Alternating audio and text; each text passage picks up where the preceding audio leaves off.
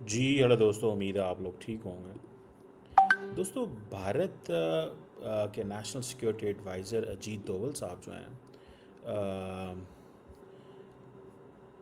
वो ये समझते हैं कि उनको चाइना को डील करना चाहिए। और इस सिलसिले में उन्होंने बड़ी स्मार्ट मूव के लिए है कि वो चाइना गए। और ये 25th मीटिंग हुई है special representative on India China boundary question के ऊपर, जिसमें जो चाइनीज़ पोलिट ब्यूरो के मेंबर हैं, वांग जी फॉरेन मिनिस्टर हैं। पोलिट ब्यूरो के मेंबर होना इज़ एन इम्पॉर्टेंट थिंग। दूसरी चीज़ ये भी है, इसको थोड़ा समझने की ज़रूरत है कि इंडियंस ये समझते हैं कि हमें चाइना से डायरेक्ट डील करना है and they are working on it. Chinese भी समझते हैं कि ये जो 8 पॉइंट कंसेंसस इस्टेब्लिश हुआ है वो ये है कि चाइना और इंडिया जो है वो बाउंड्री क्वेश्चन, क्योंकि इंडिया क्या कहता है, द सिचुएशन द जो बॉर्डर के ऊपर है वो डिटर्मिन करेगी द स्टेट ऑफ अफेयर्स जो दोनों मुल्कों के हैं। तो वो समझते हैं कि हमें एक तो कंसल्टेशंस को कंटिन्यू करना चाहिए, बाउंड्री सेटलमेंट फ्रेमवर्क इस्टेब्लिश करना चाहिए, एक्सपर्ट्स ग्रुप्स होने चाहिए, डिलिमिटेशन एंड बॉर्डर मैनेजमेंट के ऊपर बात होनी चाहिए, डिप्लोमेटिक एंड मिलिट्री कम्युनिकेशन को मजबूत करना चाहिए। मैं आपको एक बात बताऊं, इंडिया हर कीमत पे चाइना के साथ मसले हल करना चाहता है। इंडिया चाहता है कि हर मसला हल हो ताकि मिस कैलकुलेशन हो ही ना। और मैं अगर चीज़ें सेटल करूँगा तो मुझे चाइना जो है वो मेरे साथ एग्रेसिव ना डील करेगा। अब क्रॉस बॉर्डर रिवर्स की बात हो, पिलग्रिमेज की बात हो, बॉर्डर ट्रेड की बात हो, अब वो कहते हैं जी हमें नेक्स्ट राउंड ऑफ जो टॉक्स होगा वो 2027 में होगा। ठीक है जनाब, मैं आपको बड़ी गारंटी से कह सकता हूँ कि दोवल साहब इंगेज नहीं करना चाहते चाइना के साथ। वो एक लॉन्ग टर्म मिलिट्री फ्रेमवर्क के अंदर वो नहीं चाहते कि चीज़ें ऐसे हों। अब मैं आपको अगर, जिसे वो कहते हैं ना, अगर मैं इसको थोड़ा समझने की कोशिश करूं तो मैं ये समझता हूं कि कहीं ना कहीं पे जो लीडरशिप है इंडिया की, वो चाइना को कॉर्नर करना चाहती है। इंडियन लीडरशिप चाइना को कॉर्नर करना चाहती है। तो वो क्या करना है, कॉर्नर करना चाहती है ताकि कभी भी चाइनीज़ जो है वो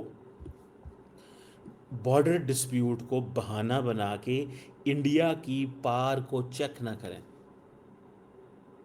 समझ रहे हैं बात को? वो नहीं चाहते ये हमारी पार चेक हो और इस अंदाज से हो। समझ रहे हैं आप बात को? ये बड़ी अहम बात है। वो नहीं चाहते कि हमारी पार के ऊपर क्वेश्चन मार्क लगे। They don't want it this way. वो इस तरह चीज़ें नहीं चाहते। जो, अब देखें मेरी बात सुने, ये जो how to harvest you know a proper outcome मिले, अब देखिए इन्होंने नई मिलिट्री हॉटलाइंस इस्टेब्लिश की हैं। अब हॉटलाइंस क्या हैं, पाकिस्तान के साथ हॉटलाइन नहीं रखना चाहते। मैंने एक दफ़ा इंडिया पाकिस्तान के जो वो जिसे कहते हैं ना, जो जो जो जो सिचुएशन है इंडिया पाकिस्तान की, अगर आप उसको देखें थोड़ा सा, तो उसमें पाकिस्तान ये एस्पायर करता है कि इंडिया पाकिस्तान की हॉटलाइन हो। इंडियंस कहते हैं हमें हॉटलाइन की ज़रूरत ही नहीं है, फॉरेन ऑफिस लेवल पे शायद, लेकिन उनको हॉटलाइन चाहिए तो सही ना पाकिस्तान के साथ। वो कहते हैं मिलिट्री हॉटलाइन हम लेंगे, बाकी नहीं कुछ करेंगे हम। अच्छा, अब ये जो इन्होंने 8 पॉइंट का आउटकम आया, कंसेंसस आया, अगर आप इसको थोड़ा स्टडी कर लें तो आपको एक चीज़ पता चलेगी कि द लीडरशिप इन इंडिया वो ये समझते हैं कि मिस कैलकुलेशन की कोई गुंजाइश नहीं होनी चाहिए। सो फर्स्ट वो कहते हैं कि जनाब हमें गाइडेंस लेनी चाहिए फ्रॉम द टॉप लीडर्स कि हमें अमन रखना है। और अच्छा, चाइनीज़ जो है ना, उनके पास भी अल्फाज ही हैं, वो अल्फाजों में खेलते हैं, और ये बात इंडियंस को पता है। दूसरी बात, दोनों ममालिक जो हैं उन्होंने कहा जी कि हमने ये कमिटमेंट की है कि ताल्लुकात को आगे की तरफ जाते हुए रखना है। ये बातें तो कई दफ़ा हो चुकी हैं। कि बाउंड्री क्वेश्चन, ये जो बाउंड्री क्वेश्चन है ना, India once for all settle करके चाइना को मौका नहीं देना चाहता कि वो इसको जब मर्जी इस्तेमाल कर ले। पाकिस्तान के साथ बाउंड्री क्वेश्चन नहीं ठीक करना। क्यों? बिकॉज पाकिस्तान के साथ बाउंड्री क्वेश्चन जो है वो लिंक है पॉलिटिकल एस्पिरेशंस के साथ। इंडिया के साथ जो बाउंड्री क्वेश्चन है that is linked with its national power, test हो जाएगी उससे। हालांकि नेशनल पावर जो है वो तो पाकिस्तान के साथ भी टेस्ट हो गई थी, लेकिन चाइना के साथ अगर नेशनल पावर टेस्ट होती है तो वो दे बिलीव कि इसमें से मामलात जो हैं they can go against India की जो ग्रेट पावर स्टेटस है उसके ऊपर क्वेश्चन मार्क में कहीं लग जाए। सो वो समझते हैं कि इंडिया चाइना जो है वो बाउंड्री क्वेश्चन जो है 2005 में सेटल हुआ, बात हुई वहाँ पे। और जितनी भी टॉक्स हुई हैं उन टॉक्स में चीज़ें आगे की तरफ गई हैं, लेकिन कुछ सोल्यूशन तो नहीं निकला।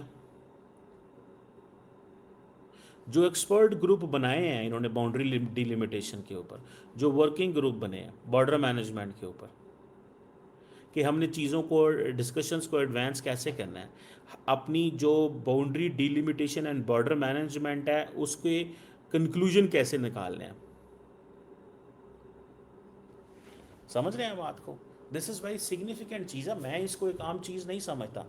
दोनों साइड जो हैं वो ये बार बार एक ही चीज़ कह रही हैं कि किस तरह डिप्लोमेटिक एंड मिलिट्री चैनल्स चीज़ों को कंटिन्यू करें।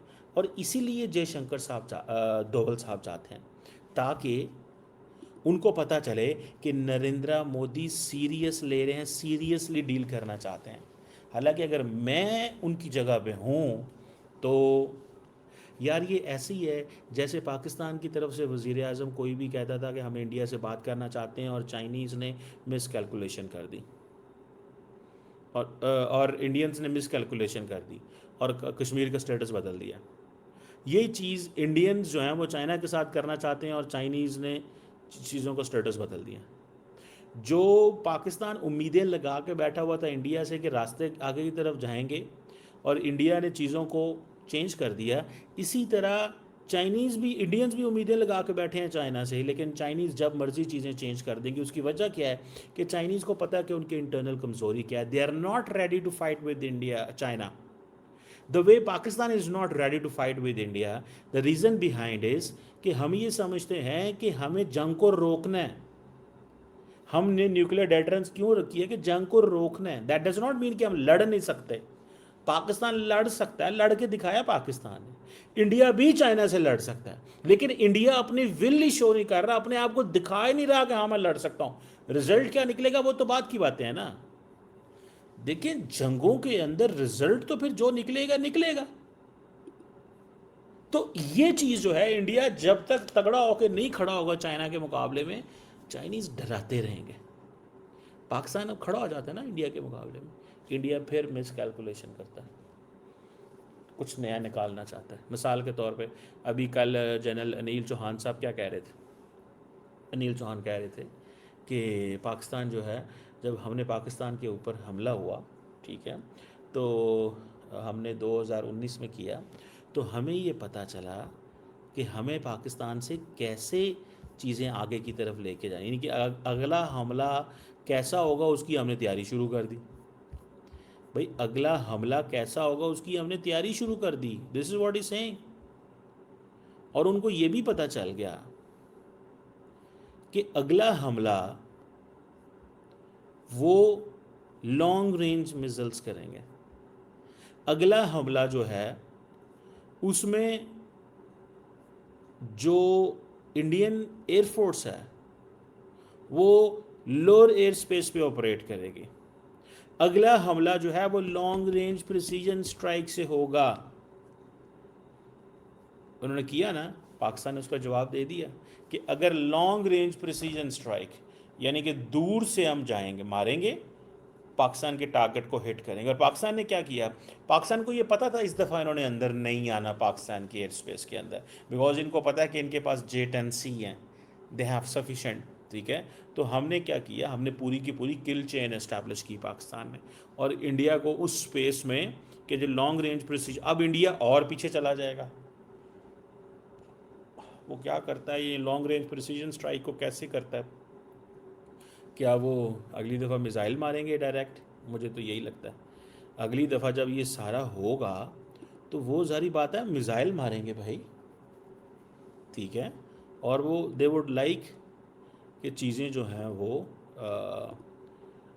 जिस अंदाज से वो they believe in it.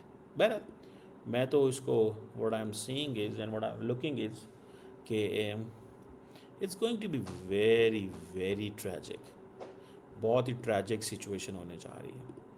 Indians must be ready to fight with China. जैसे कि जयशंकर साहब ने कहा था ना, should I pick a call with a bigger adversary, क्या बड़े एडवर्सरी के साथ आप लड़ाई पकड़ लूँ? दैट इज़ वेरी डेंजरस, ये माइंडसेट डेंजरस है।